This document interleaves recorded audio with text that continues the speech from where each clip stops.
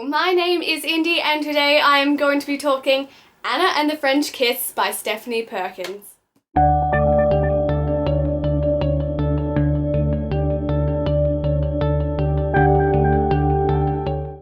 Now I'm going to start out by saying I really love this book. It was actually so beautiful as the cover and as beautiful as the title.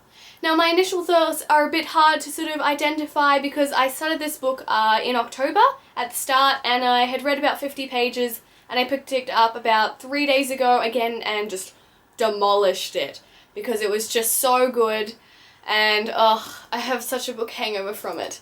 I love it so much. I just want to go back, but I don't want to actually have to reread it. But I just want to be immersed in that world again. I thought it was going to be hard to get back into it, but it was such an easy and comfortable ride to get back into, and it was just overall a really comfortable book to read. You just flowed, and one of my favorites for sure. I love how the whole story starts out of her being sent to the School of America in France. And I'm kind of jealous, like that's amazing. I'd love my parents to send me away to boarding school.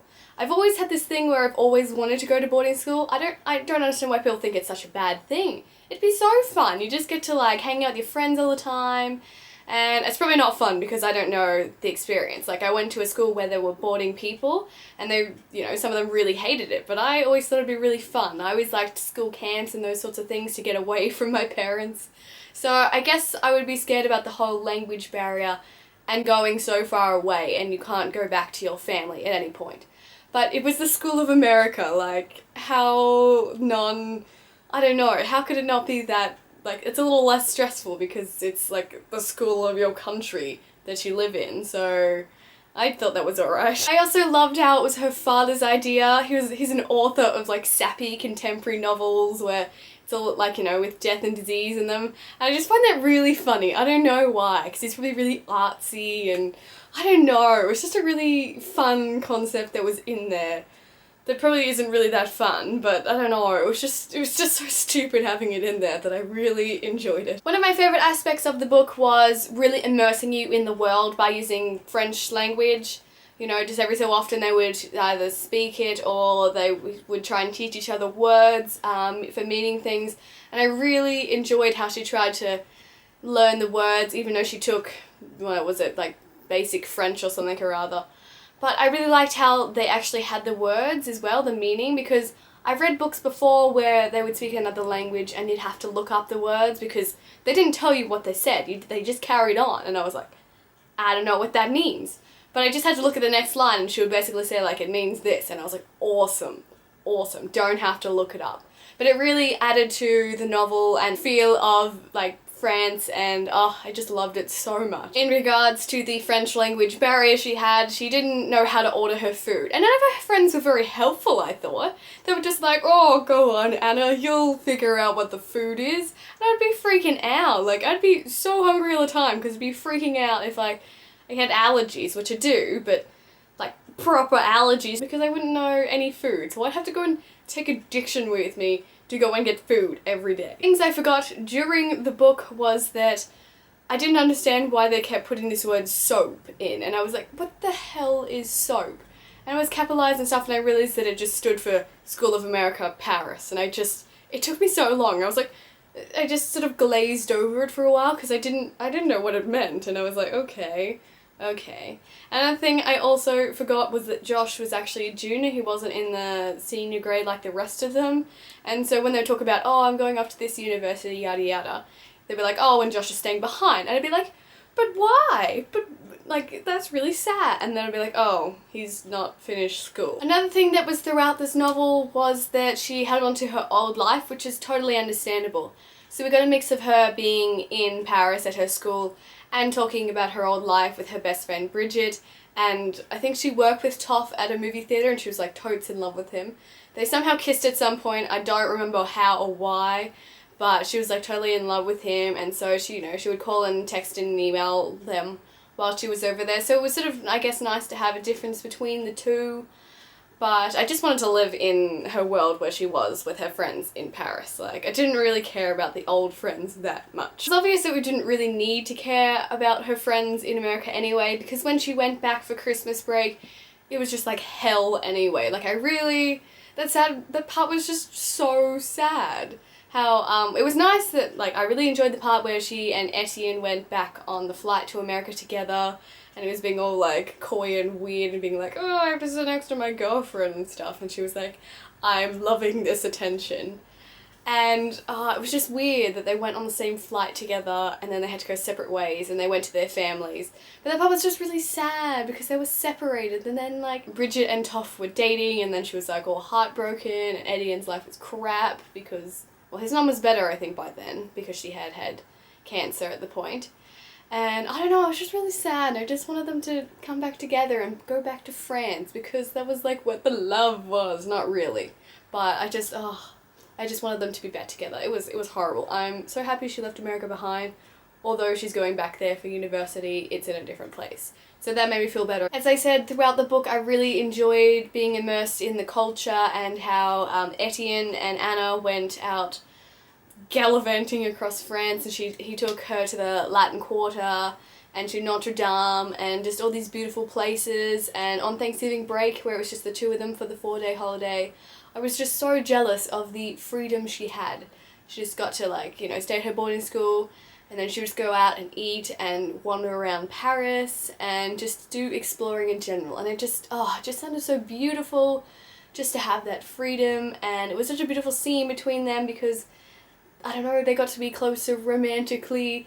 It's so nice because I think that's the point where she realised that she loved him. But that was definitely probably one of my favourite parts. Now I want to talk about some of the characters. Let's start with that bitch Ellie. Like, who is Ellie? Like, what is Ellie?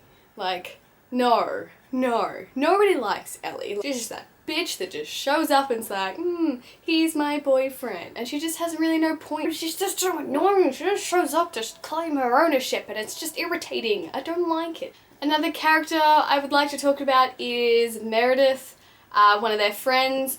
And I'm also sad that she was in love with Etienne as well. It just made me so sad because it was so clear and Anna knew it, and Anna was like, I love him too. I don't know, I guess it was a selfish move.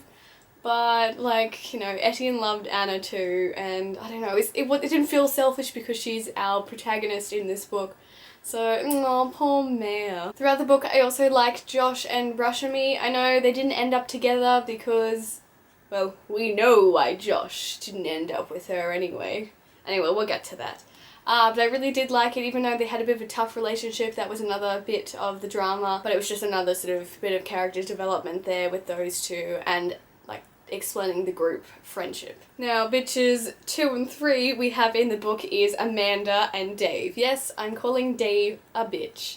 Amanda was just so Amanda was so unnecessary. She was just that mean girl. You know, you just have that mean girl in every book, and I guess it's like sort of having like an evil character, but it's a contemporary, so you don't usually have evil characters that much. It's just, well, I guess so. Like, you could explain that Anna and Etienne's dad were both like the evil people, because they just kept showing up and being mean. Well, no, that was Etienne's dad who kept showing up and being like, nah. But, Amanda was just so annoying. And Dave, oh my god, I hate that part with Dave. How she just went out with him to, like, spite Etienne. And, it was just sickening. The whole, like, ooh, she's gonna go make out with Dave and go up and have a party and be all floozy-like. And, oh, god, it was just gross. And I was like, no.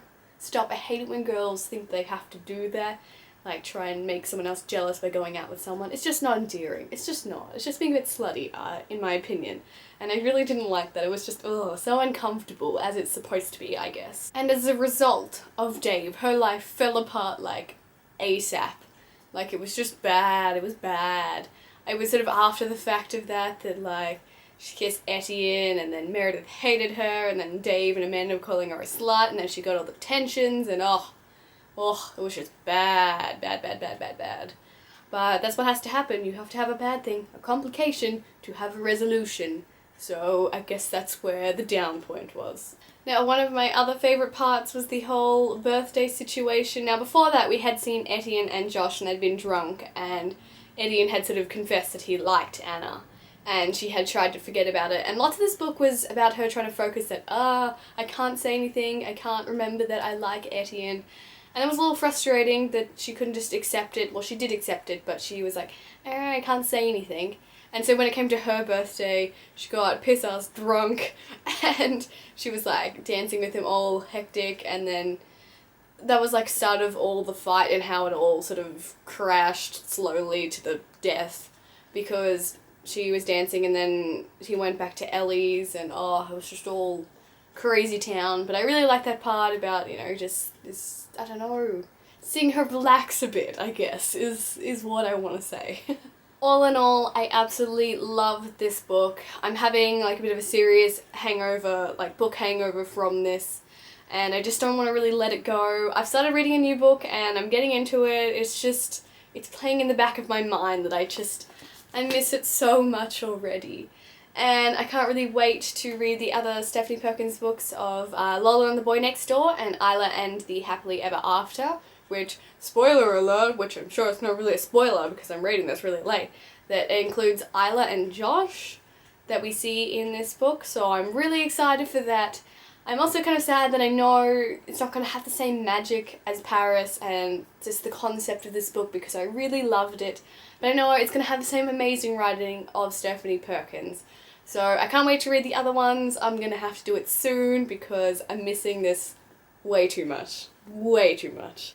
Thank you for watching my review on Anna and the French Kiss. Leave any comments below about what you think about this book, and I hope you enjoyed. I'll see you next time. Bye!